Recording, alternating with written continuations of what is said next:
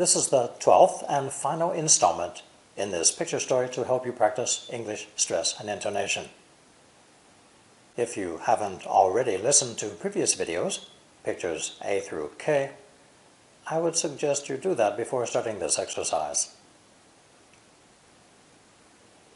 By now, you should understand that English emphasizes important content words when speaking and links words together for fluency. If you practice these exercises, you can learn to understand and speak English at natural speed. Here is the last picture in this story about one person's early morning routine. "Bye, Mom," says John as he leaves for school. His mother is standing in the doorway, waving goodbye. The sentences are perfectly natural. The only difference is that I've exaggerated the rhythm to illustrate where the stress is placed in English conversation. Okay, let's begin. Waving goodbye. Waving goodbye. Waving goodbye. In this sentence, wave and bye are clearly stressed, while the word good is spoken lightly and quickly. Remember that it's not necessary to hear every word in order to understand a situation. Now, let's add another piece to our sentence. Standing in the doorway, waving goodbye. Standing in the doorway, waving goodbye. Standing in the doorway, waving goodbye. The emphasized words are standing and doorway. Remember that long words are stressed on only one syllable. Waving, standing, doorway, goodbye. And again we find the NG linking. Standing in, standing in, standing in the doorway. Let's keep going and add another piece to our sentence. His mother is standing in the doorway, waving goodbye. His mother is standing in the doorway, waving goodbye. His mother is standing in the doorway, waving goodbye. The important content word is mother. The unstressed words are his and is. The words mother and is are linked together, but not contracted. Mother is, mother is, mother is standing. Now let's combine these pieces. His mother is standing in the doorway, waving goodbye. Here is another short sentence in our little story. He leaves for school. His mother is standing in the doorway, waving goodbye. He leaves for school. His mother is standing in the doorway, waving goodbye. He leaves for school. His mother is standing in the doorway, waving goodbye. The stressed words are leaves and school. The word for is unstressed and pronounced fur, fur, fur. Now let's add the very beginning of our sentence.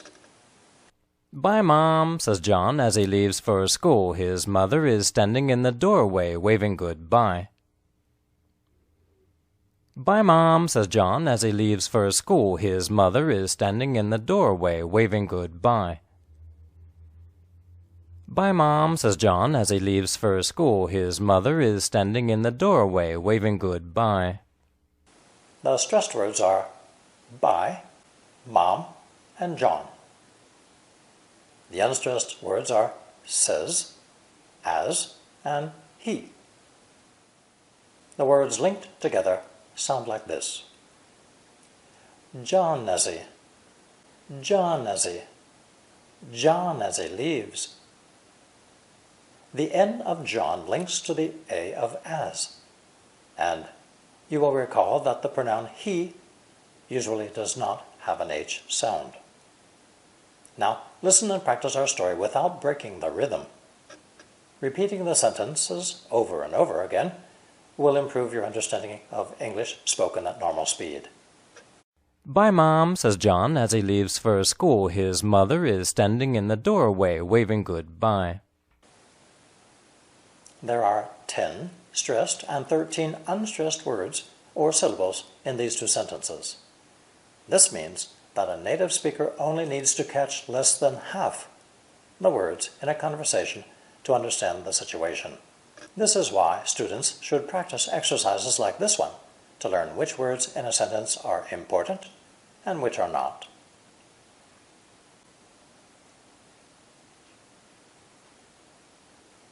The purpose of this exercise is to help us speak naturally, of course, the same way we might read a story aloud. Now, listen to our story from pictures A through L of John's early morning routine. It's early Monday morning, and John's asleep in his bedroom. Out the window, we can see the sun and a bird. The sun is rising above the mountains. The bird is singing. With tests coming up, John didn't get to bed till after 12 the night before. Oh, the alarm clock's ringing. Shut that stupid thing off. Let me sleep just 5 more minutes. This bed feels so nice and warm and comfortable. Get up! It's 7 o'clock, his mother shouts. You'll be late for school. John awakens with a start. Oh, how I hate to get up in the morning, John says as he rubs his eyes and stretches his arms. Now where are my slippers? John is heading for the bathroom. There's a toilet on the left and a sink on the right. In the bathroom now, he is washing his face with a cold wet cloth. That always helps to wake him up fast. John took his pajamas off and dropped them on the floor. Here he is standing in front of his wardrobe, looking in the mirror and putting on his uniform. As a matter of habit, and without being told, John makes his bed and folds his quilt. There's not much time left over for breakfast, so he's only having 2 pieces of bread, an egg and some milk. After eating, it's back to the bathroom to brush his teeth. Bye, Mom, says John as he leaves for school. His mother is standing in the doorway, waving goodbye. If you liked these stress and intonation exercises, you might want to go on to the next picture story for more challenging sentences. Or you can check out other videos at my channel, The Colors of English, between quotation marks. Thank you for watching and listening.